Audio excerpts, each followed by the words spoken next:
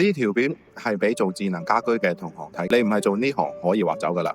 阿卡拿上個月遞表港交所，我睇完招股書，坐喺度諗咗好耐，唔係佢嘅問題，係我自己嘅問題。做呢行嘅人都有個默契，跟住佢好品牌，服務做好，客戶自然嚟。我自己都係咁樣過咗幾年，但係有3個數字令我覺得呢個默契可能係我哋自己講俾自己聽嘅啫。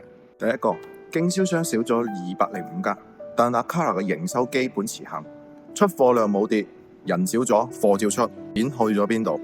直銷食走咗，客戶上網直接買，唔需要經過你，線上負責走貨，線下只剩低服務。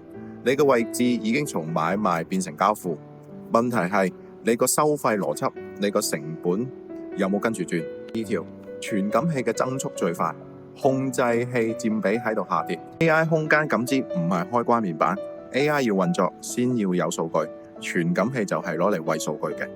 以前客戶覺得傳感器多餘，我哋覺得傳感器難搞，但 AI 時代感知數據係剛需，以後客戶就會問你，裝完之後屋企會唔會有人工智能？你要有答案。3條，海外收入佔 66.5%， 但阿卡拿喺國內3年營收原地踏步，跑輸大市。佢將資源放喺海外完全合理，但本地市場佢唔想打，係對於我哋服務商又點樣呢？如果你仲想有增長，只有往歐美或者東南亞方面走。其實我仲信阿卡拿㗎，因為始終都做咗4-5年，仲係會推薦佢，因為品牌力、產品力都到位。但呢個品牌係你借嘅風，佢唔係你要嘅船。講返正題，阿卡拿上市之後，你會唔會買佢嘅股票？